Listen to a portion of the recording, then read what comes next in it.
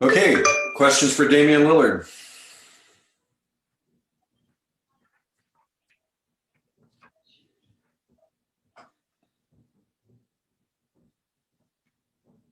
Dwight James, NBC Sports Northwest, go ahead. Tim, you got some help tonight. You got help from just about everybody you were on the floor with, it seemed like tonight. Yeah, I mean, it was, we down a lot of bodies right now. So, it's going to be a group effort. We're going to, I think I could come out and try to, be a hero and try to take it upon myself and do everything.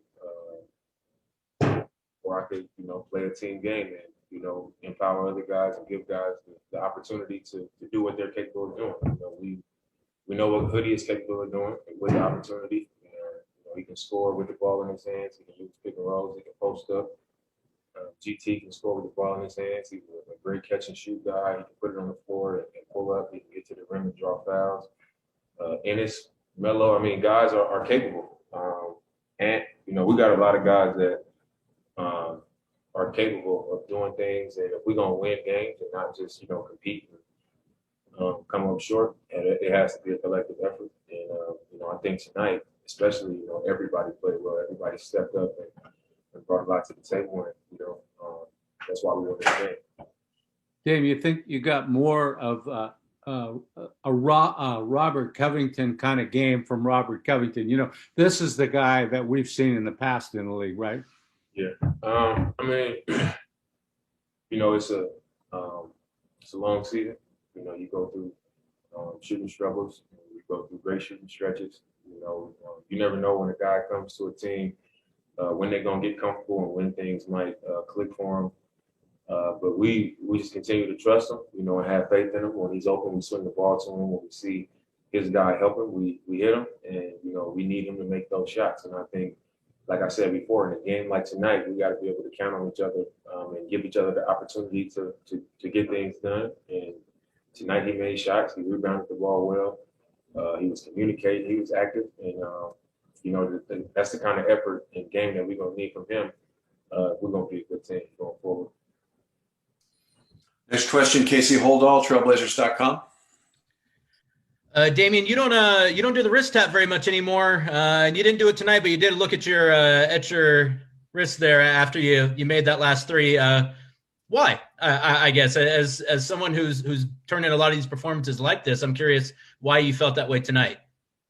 It was just we've been having guys dropping left and right. We've been dealing with a lot.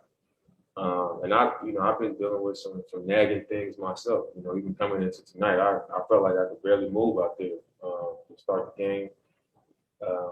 And I was even thinking, like, man, should I have just sat last night or sat tonight or whatever, just because I didn't feel like I could move well. But just in my mind, I was pushing and fighting through that the whole game. You know what I'm saying? Just because I know how important this one was for us in our season. And I just in that second half and down the stretch, specifically, in my mind, I was like, I'm gonna close this one out. So I think because I had that going on in my head, and I was, really assertive down the stretch, just trying to make plays and score the ball. That's just how I felt on the inside, and just knowing after I hit that shot that pretty much closed the game out. That's just how I felt at that moment. Next question, Aaron Petros, the Oregonian. Damon, at one point in the fourth quarter, you guys were up, like I think 114 to 100, and then they came back and made it 122, 118. And from that point on, with 4 minutes to go, you guys shut them down, held them to 3 points. Can you take me through that 4 minutes? Like, what did you guys do differently in that stretch than before? Was it just the missing shots, or was it you guys? We know that they never change the way they play. They trying to push the pace. They shoot threes. Russ is gonna put his head down and try to get to the rim and get contact. Brad is gonna be super aggressive, and they're gonna make runs. We know that teams are gonna make runs, and we aren't perfect, and we didn't play perfect. We made a lot of mistakes. We had miscommunications, and they cut the lead, and we came into the timeout, and it was like, all right, man, you know, we got to tighten up. We got to rebound the ball. We got to get stops. We can't have miscommunications right now. We work too hard to, you know, allow them to, you know, come down and just push the pace and pick up and, you know, cause turnovers and shoot three and turn it into the kind of game that they want it to be, so they can, you know, steal a game from us like they did versus Brooklyn. And we just tightened up. We started to communicate. We were more active. We put together stops. You know, we had really good defensive possessions that we finished with rebounds.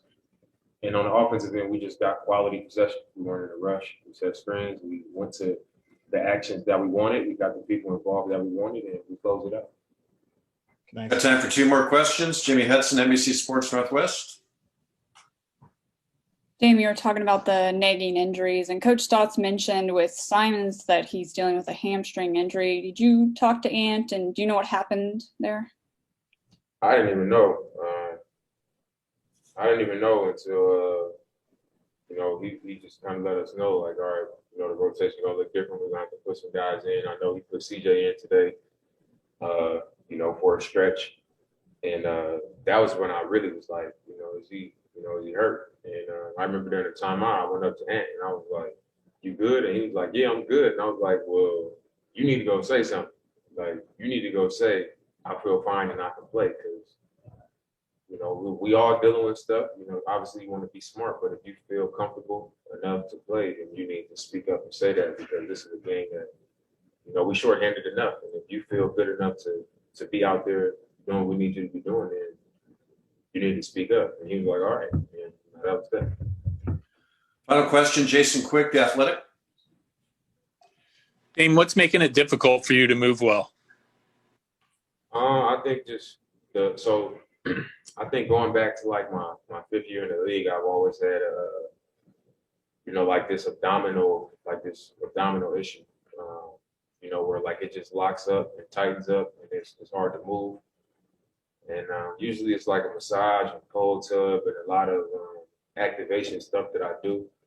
But usually it happens in the preseason, like when we get back to camp and start moving around and, you know, all the contact and 2 practices and stuff like that. And then it goes into the preseason, and, you know, by the time we start playing, I kind of work through it. But this year, you know, when we came back from the bubble, I worked with a PT. I was doing a lot of training around it to try to, you know, get around having this issue. And, you know, it was going well. You know, during camp, I didn't feel it. Preseason, I didn't feel it.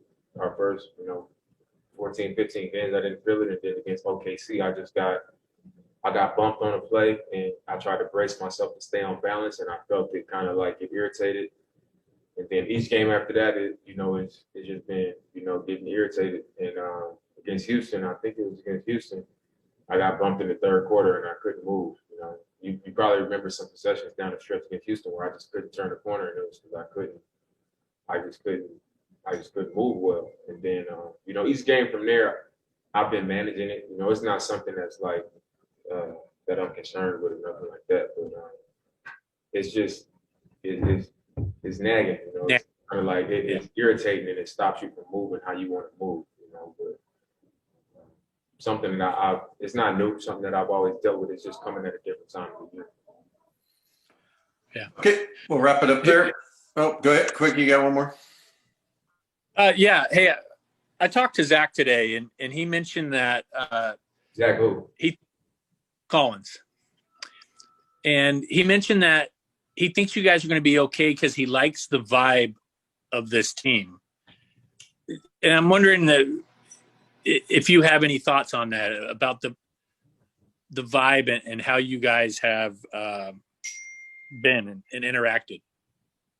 You know, I think we always have a good vibe, but I think last season, you know, it was just like, you know, we got Nurk was out for a long time. Zach got hurt. We had a lot of like new guys that came from different places. It was different. You know, we had good energy about us, but I think last year we were more in a funk. You know, it was more frustration.